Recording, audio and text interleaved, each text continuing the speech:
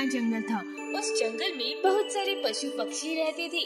उसी जंगल में एक टुनटुन नाम की चिड़िया रहती थी। टुनटुन चिड़िया के काफी दोस्त थे, जिनमें एक रोहन नाम का तोता और सोहन नाम का कबूतर होता है। वे हमेशा साथ रहा करते थे। टुनटुन चिड़िया को हमेशा एक सपना आता था और वो सपने में वह एक जादुई मुर्गी का विशाल घर देखा करती थी। उसने अपने दोस्तों को भी अपने सपने के बारे में जब भी बताती थी तो उसके दोस्त उसकी हंसी में डाल देते थे। एक दिन की बात है, टुनटुन चिड़िया को फिर वही सपना आता है। टुनटुन चिड़िया अपने दोस्तों के पास जाती है और उनसे कहती है, मुझे आज फिर वही सपना आया था। मैंने फिर वही विशाल मुर्गी का घर देखा। उस घर में मैंने सब काम अपने आप होते हुए देखे हैं। वो एक जादुई मुर्गी घर था। कौन सी दुनिया में जी रही हो? आजकल जादू वादू कुछ नहीं होता, सब कुछ पैसे से होता है। रोहन तोता भी सोहन कबूतर की हाँ में हाँ मिलाकर टुनटुन चिड़िया से कहता है, सोहन कबूतर बिल्कुल सही कह रहा है। आजकल कुछ भी जादू वादू नहीं होता, सब कुछ पैसे से ही होता है। तुम जो सपने देखती हो ना, वो सिर्फ एक सपना ही है। ऐसा कोई भी घर नहीं है जहाँ पर सब कुछ अपने आप होता है। यह सुनकर टुनटुन चिड़िया काफी ज्यादा निराश हो जाती है, पर उसे एक आशा होती है कि वह जो सपना देखती है वह कहीं न कहीं तो होगा ही। कुछ दिन बीत जाने के बाद एक दिन टुनटुन चिड़िया अकेली ही जंगल घूमने के लिए निकलती है। जंगल घूमते घूमते वो जंगल के अंत में पहुंच जाती है। तभी उसकी नजर एक विशाल मुर्गी घर पर पड़ती है।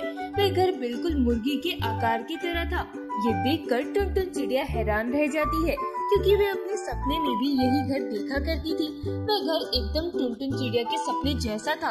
उसको देखकर टुनटुन चिड़िया कहती है, ये तो वही घर है जिसे मैं अपने सपने में देखा करती थी। इसका मतलब मेरा सपना सच हो गया। ये मुर्गी घर सच में है।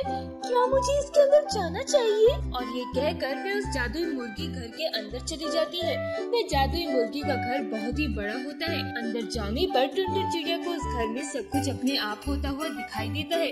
वहाँ पर खाना भी अपने आप बन रहा होता है और कपड़े भी अपने आप धुल रहे होते हैं। ये देखकर टुनटुन चिड़िया बहुत ज्यादा खुश होती है और कहती है, अरे ये तो बिल्कुल मेरे सपने जैसा ही है। जैसे मैं सपने में देखती थी, ये बिल्कुल वैसा ही घर है। मेरे दोस्तों को मुझ पर विश्वास नहीं होता था और वो बिना फालतू में ही हंसते रहते थे। अब जब मैं उनको ये बात बताऊंगी तब उन्हें यकीन होगा कि हाँ, ये मुर्गी का घर असलियत में भी है। और ये सोचकर टुनटुन चिड़िया वहाँ से चली आती है।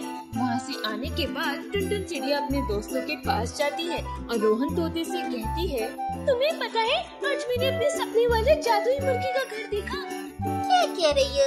लगता है तुम पागल हो गई हो, इसलिए ऐसी बातें कर रही हो। नहीं, मैंने असलियत में इस मुर्गी जादुई घर को देखा है। वह जंगल के सबसे अंत में है। यदि तुम्हें यकीन नहीं होता है तो चलो मैं तुम्हें वहाँ लेकर चलती हूँ। और यदि सोहन कबूतर भी होता तो बहुत मजा आता, क्योंकि उसे भी मेरी बातों पर यकीन नहीं था। मुझे लगता है कि तुम पागल हो गई हो, तभी ऐसी बातें कर रही हो। और रोहन तोता टुनटुन चिड़िया की बात पर विश्वास नहीं करता है और वहाँ से चला जाता है। रोहन तोता के जाने के बाद वो कहती है, ये लोग मेरा विश्वास नहीं कर रहे हैं, जबकि मैं जादुई विशाल मुर्गी घर था। मैंने उस जादुई मुर्गी के विशाल घर को देखा है। मैं ऐसा करती हूँ, वहीं जाती हूँ। और यह सोचकर टुनटुन चिड़िया वहीं चली जाती है। टुनटुन चिड़िया जादुई मुर्गी के घर में पहुँचती है तो देखती है वहाँ पर एक बूढ़ा कौवा बैठा हुआ होता है। बूढ़े कौवे को देखकर टुनटुन चिड़िया उस कौवे के पास जाकर उससे कहती है, आप कौन हैं और इस घर में क्या कर रहे हैं? इस पर वो बूढ़ा कौवा टुनटुन चिड़िया से कहता है, मैं राजा कौवा हूँ और मैं इस जादुई मुर्गी घर का मालिक हूँ। यह मेरा ही घर है। यह सुनकर टुनटुन चिड़िया हैरान हो जाती है और बूढ़े कौवे से कहती है, पर आप तो एक कौवे हो और ये तो एक मुर्गी के आकार का घर है, फिर आप इसके मालिक कैसे हो सकते हो? इस पर राजा बूढ़ा कौवा टुनटुन चिड़िया से कहता है, पहले ये मुर्गी के आकार का घर है और इस घर का मालिक हूँ मैं, क्योंकि यह एक जादुई मुर्गी घर है। इसके पीछे बहुत बड़ी कहानी है। और ये कहकर राजा कौवा टुनटुन चिड़िया को एक कहानी बताता है। बहुत साल पहले मीना नाम की एक मुर्गी यहाँ पर काम करती थी। उसी के साथ बिरजू नाम का एक आदमी भी रहता था, जो मीना मुर्गी को बहुत प्यार करता था। पर एक दिन मीना मुर्गी को गांव के एक आदमी मार दिया और उसके मर जाने के बाद बिरजू बहुत ज्यादा दुखी होता है। उसकी याद में उसने विशाल मुर्गी के आकार का घर बनाता है और उस घर में कुछ जादू भी डाल देता है, जिसके बाद वो बहुत बड़ा जादुई मुर्गी घर बन जाता है। पर कुछ समय के बाद उस आदमी की मौत हो गई। आदमी के मर जाने के बाद मैं ही इस घर में रहने लगता हूँ और ये जादुई विशाल मुर्गी घर मेरा हो गया। पर आपको ये कहानी कैसे पता है? क्या आपको ये कहानी उस इंसान ने बताई? मुझे ये कहानी इसलिए पता है, उस आदमी के पास एक कौवा था और वो कौवा मैं ही हूँ। बिरजू के मर जाने के बाद उसका घर मैं ही संभालता हूँ।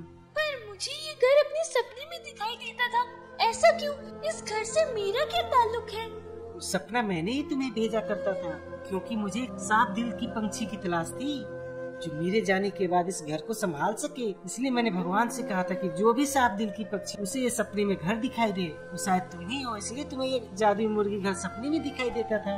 इसका मतलब अभी ये घर मेरा होगा? बूढ़ा राजा कौवा मुस्कुराकर कहता है, हाँ, ये घर अब तुम्हारा होगा, क्योंकि मैं मरने वाला हूँ।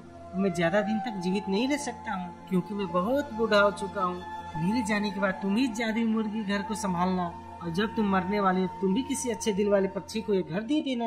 टुनटुन चिड़िया बूढ़े राजा कौवे से वादा करती है कि जब वे बूढ़ी हो जाएगी तब वह भी ऐसा ही करेगी।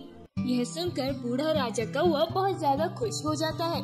तभी वहाँ पर सोहन और रोहन तोता आ जाते हैं और टुनटुन चिड़िया से कहते हैं, अरे ये तो वही घर है जिसकी तुम बात किया करती थी। रोहन तोता और सोहन कबूतर को देखकर टुनटुन चिड़िया बहुत खुश हो जाती है और उनसे कहती है, तुम लोग यहाँ पर कैसे आए? इस पर रोहन तोता टुनटुन चिड़िया से कहते हैं, जब तुमने मुझे ये बात बताई थी तब मुझे तुम्हारी बातों पर विश्वास नहीं था, और जब मैंने सोहन कबूतर को ये बात बताई तो उसने कहा कि जब तुम इतने विश्वास के साथ कह रही हो तो वो घर होगा, और इसलिए मैं तुम्हारी बताई हुई जगह पर आ गया और मुझे ये घर सच में मिल गया।